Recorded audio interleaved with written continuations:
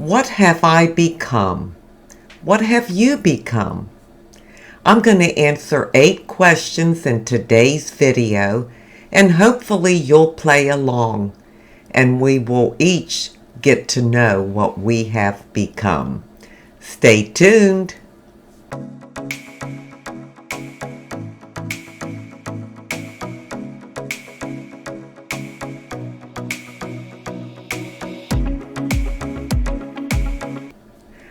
Hi, and welcome to my channel. My name is Sheila, and I thank you so much for being here today.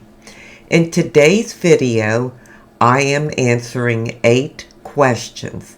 Now, this is a tag video created by Susan from the channel Little Poet. I absolutely love tag videos, and especially hers.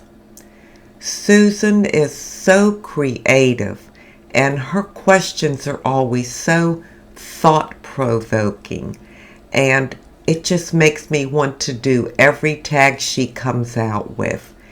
So Susan, I thank you so much for sharing this tag, and I will leave Susan's channel linked in the description box. Now, I would also like it if you all would kind of answer the questions for yourself. You'll get to learn about yourself and how far you've come. And that's important to know because we all want growth in our life. We want to know we're on the right track and that we've matured. And then if you would, answer one of them in the comments section. Pick whatever one you want, and if you're willing to share your answer, that would be great. Well, let's go ahead and get started with these 8 questions of who I have become. Number 1, I am blank. So fill in the blank. Well, it's kind of hard to talk about yourself or what you think of yourself, but one thing I know for sure, and that is I am loyal. I am extremely loyal. Number 2, what is your best quality and what is your worst quality? Oh boy. Well, I guess my best quality would be that I am compassionate. I am very compassionate for all people. I feel their pain. I want to help them. It just touches a part of my heart that I can't deny. Now, what is my worst quality? Oh, that one's easy. I'm impatient. Yes, I am.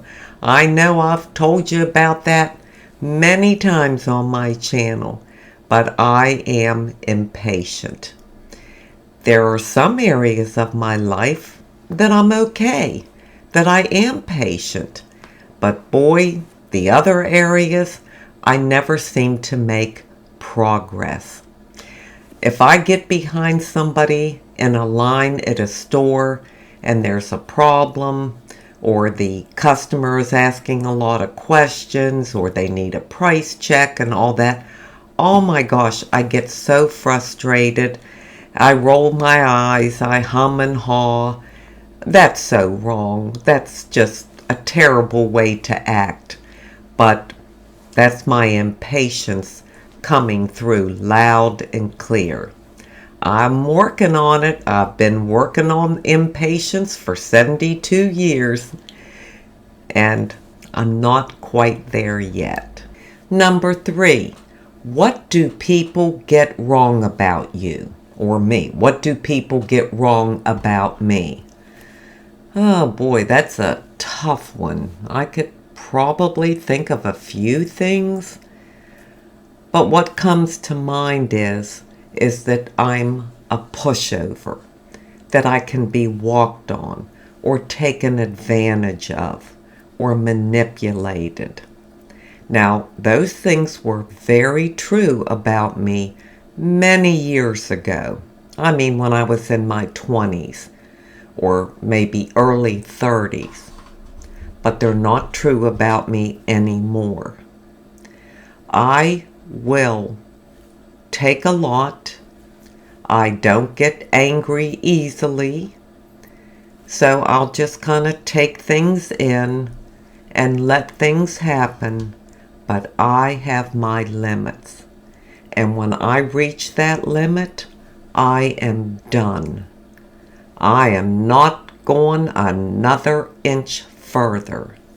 And maybe sometimes people think they're manipulating me or they could take advantage of me, and that's the way they think.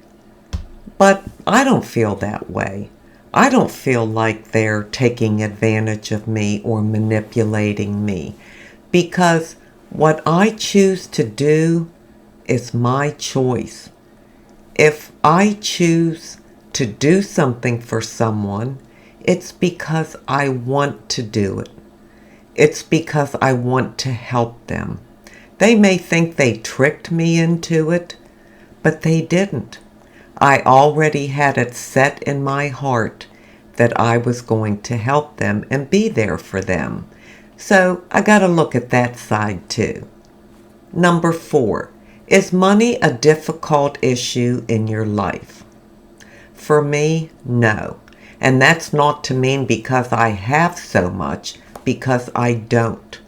Money has never been important to me. It has never impressed me. I've never cared about it. I live within my means.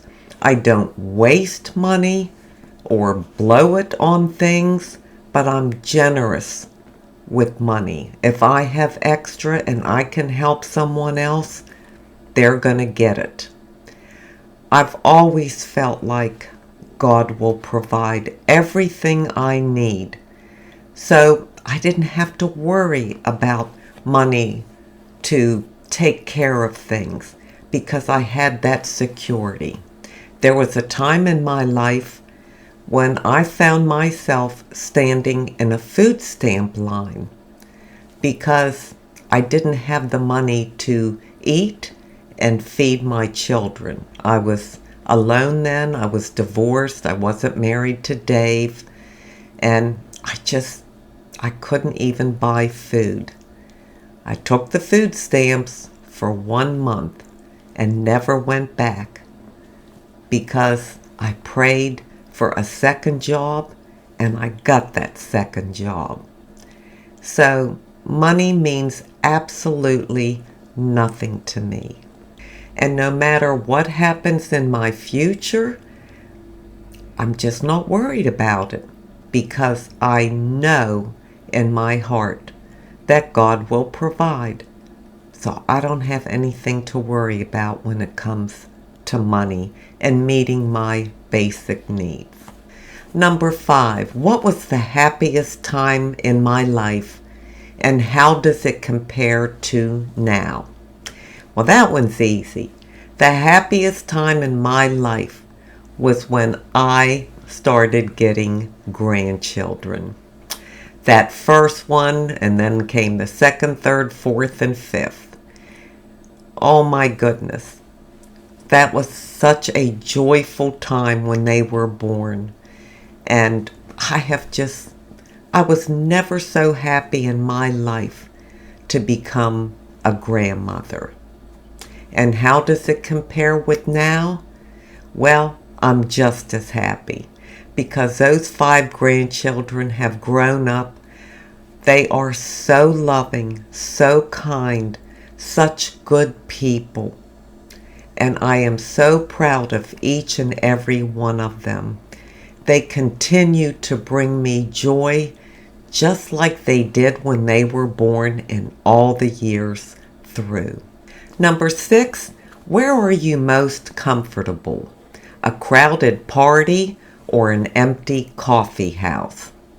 Well, I don't think either one of those would suit me. If I'm outside and there's like a festival or a concert, a band or something, and I'm outside, then I'm okay being around a crowd of people, but not in an indoor closed gathering. I just never have been. And as far as being alone in an empty coffee shop, well, I've never done that before, but I don't mind being alone. I appreciate my alone time because I guess I never feel like I'm alone. Even if no one else is here, I just feel presence of people around me. Where I'm the most comfortable is outside. Oh my gosh. Outside every day, any time of the year. When I'm out there in the wee hours of the morning, I don't feel alone. I look up at the sky, I look at the stars, I look at the moon. During the day, I hear birds chirping and I look at nature, and I just absolutely love being outside. So whether there's no people outside or there's plenty of people outside, that's my happy place. Number 7, are you a person who forgives? Well, today I could answer that yes. But years ago, in my 20s, 30s, and probably 40s, that answer would have been no. I had a real problem forgiving people that hurt me or came against me. You know, we tell ourselves whatever it is we need to justify not forgiving someone. We say what they did was totally unforgivable. We say if it was just some small offense, I could forgive that, but certainly not this. That's what I used to say to myself. And I just wouldn't even go there. I didn't even try. I made up my mind instantly. I was not going to forgive that person. Well, praise God, I've changed because I needed to. You know, it takes what it takes. We have to get to a certain place in our life. Maybe it's a certain age in our life. Maybe it's an awakening or a transformation of some kind. When I really started studying forgiveness and praying about forgiveness, I learned a lot, and that's when I changed. When I understood that God will forgive us as long as we forgive others, that did it for me. I want my sins to be forgiven, and I have plenty of them. So why couldn't I forgive someone else? So that really turned it around for me. And today, I am a very forgiving person, and I can forgive instantly. I never let it even enter my heart what someone did or said that would cause me to really be angry and feel like, no, I can't forgive them. It doesn't get in my heart anymore. I don't let it. I stop it at the door because I know I have to forgive. I have to forgive for myself. And so that's how I feel about forgiveness. And the last question, number 8, is what was the most important lesson you've ever learned the hard way? Well, I'm sure I have more than one lessons that I had to learn the hard way, being stubborn like I can be sometimes. But the one that was the most impactful all my life and gave me freedom and confidence and got rid of self-doubt and so many things was that I am enough. When I was much younger, again in my 20s, I did not feel like I was enough. I didn't feel worthy. I didn't feel worthy to be loved, to be respected, to be treated kindly, any of those things. I let people abuse me, be unkind to me, and it just terrible things.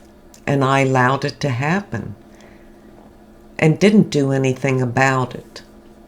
And I feel like it's because I didn't feel worthy of being loved and treated decently.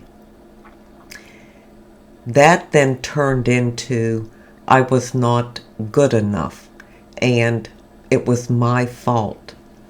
If I was this way or that way, if I was taller or shorter, if, on and on and on, that it would make a difference. What I learned was it was not about me. It was never about me. It was about that other person and their behavior and their character flaws that they felt they had to demean, belittle, put me down, really disrespect me in so many ways. Had nothing to do with me. My goodness, that took me, I'm going to say, up to the mid to early 60s to really know that, to really figure it out and understand it. So that's a lot of years to deal with those kind of feelings. But the good news is I finally got it right. I finally realized it had nothing to do with me. That was a lesson that was very hard learned, but it was the most rewarding lesson that I can think of, because it gave me freedom. It opened the doors to me being me and feeling completely free to be myself, because I know who I am. I know what my value is and my worth is. And nobody can ever tear that down again. So that was a fantastic, hard-learned lesson that I am extremely grateful for. Well, that's the end of the 8 questions. I hope you enjoyed them. And again, I hope you will share at least one of them in the comments section, or let me know if you can relate to any of my answers to some of the questions. And I also again want to say how very much I appreciate Little Poet for coming up with this tag. Now I'm going to leave you with an inside beauty tip. My inside beauty tip today comes from Luke 6:37 through 38. Forgive, and you will be forgiven. Give, and it will be given to you. A good measure, pressed down, shaken together, and running over, will be poured into your lap. For with the measure you use, it will be measured to you. Oh boy. I wanted to use this particular scripture because one of the questions was about forgiveness, and you heard my answer, and I shared with you what a struggle that was for me. It never came natural, it never came easy, and even in the beginning when I would say, well, yeah, okay, I forgive the person, I didn't really forgive him in my heart. It wasn't sincere. It just wasn't the truth.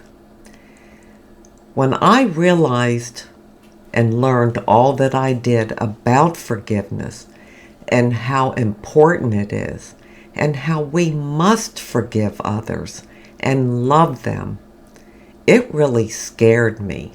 I mean, it scared me to the point where I thought, oh my gosh, look at all these years I lived not forgiving people. And I wanted to change it completely. I wanted a complete transformation and rebirth in that area. When you think about it, like the last line of this, for the measure you use, it will be measured to you. Oh my gosh.